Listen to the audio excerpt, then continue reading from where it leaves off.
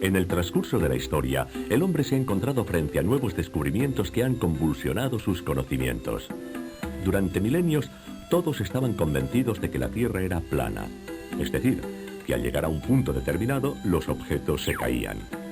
Además, habría sido totalmente ilógico pensar que se podía seguir caminando cabeza abajo. ¿Quién podría sostener algo tan absurdo como eso? Otra cuestión absurda habría sido pensar que en la Tierra pudiese ser al mismo tiempo de día y de noche.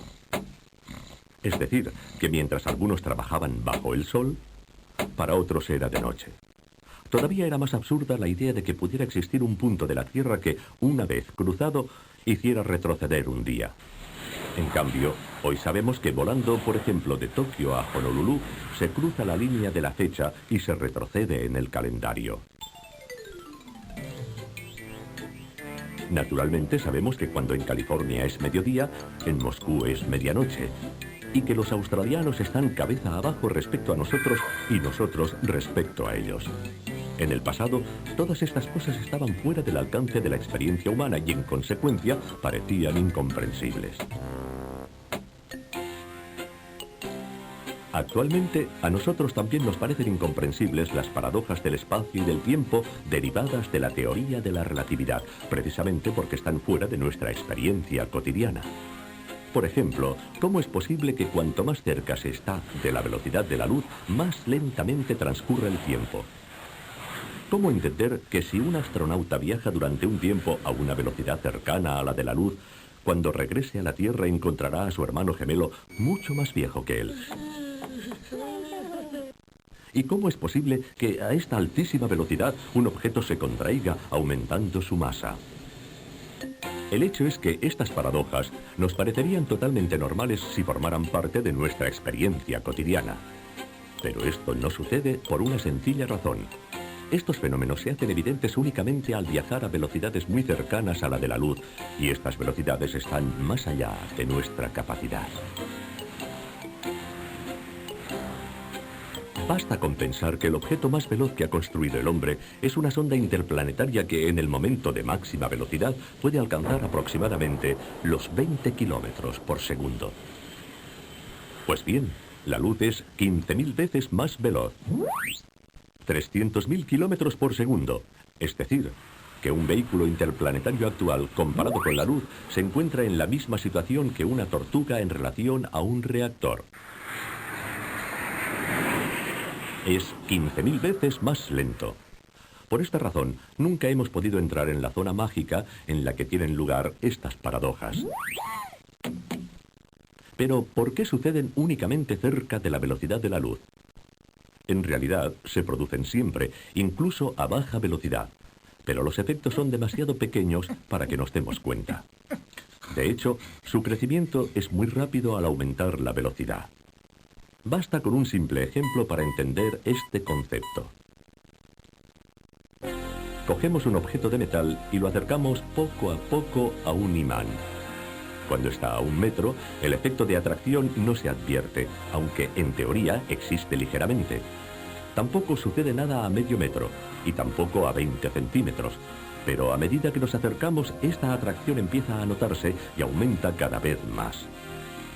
En el último centímetro se hace muy fuerte, y en el último milímetro, fortísima.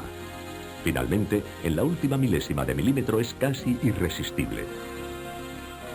Con los efectos de la relatividad sucede algo parecido.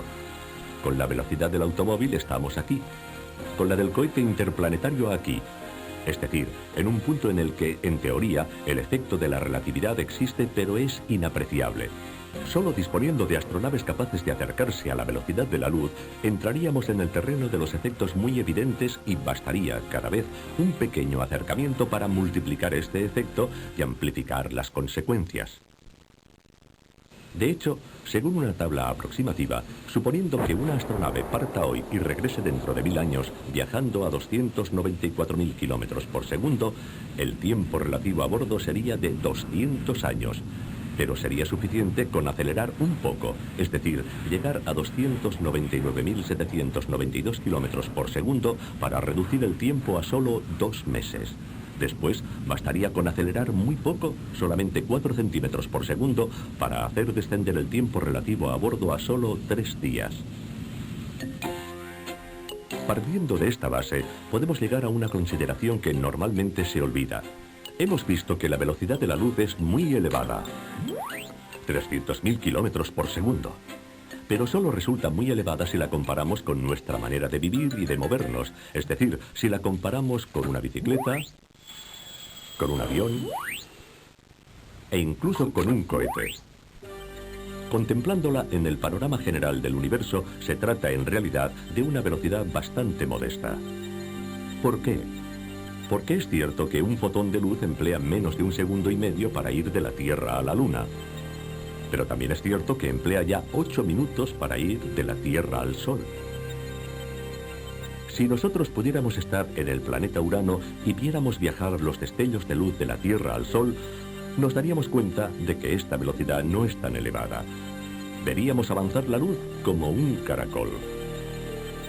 Si después nos situáramos en una estrella y observáramos los destellos de luz viajando entre la Tierra y la estrella más cercana, veríamos cómo realizan este trayecto en 4 años. Finalmente, si nos situáramos fuera de nuestra galaxia y viéramos avanzar la luz de un extremo a otro de la galaxia, veríamos cómo realiza este trayecto en unos 100.000 años.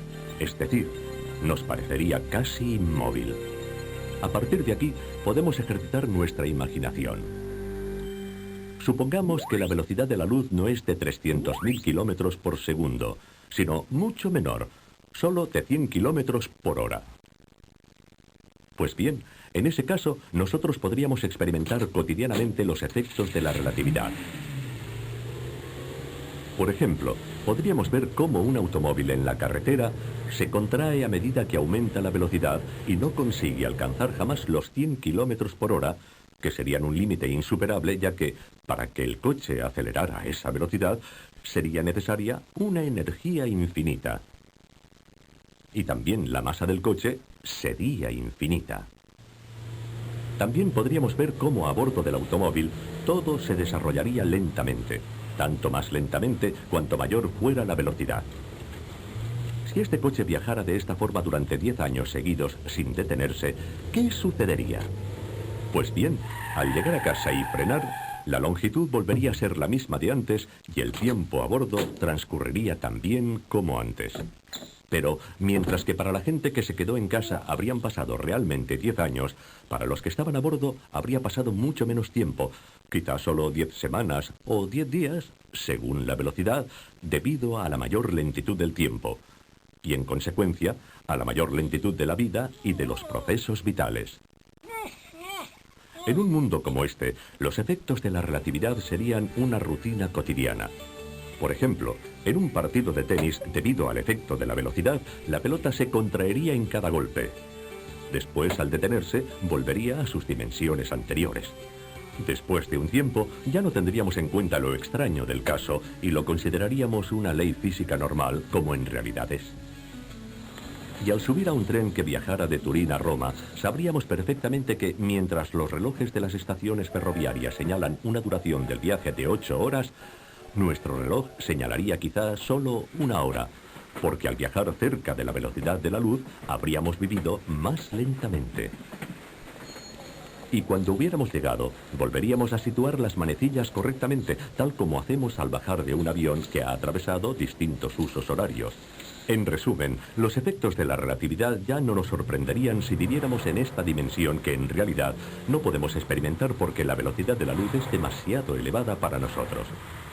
Naturalmente, permanece un gran interrogante, un enigma que sigue desafiando nuestra mente.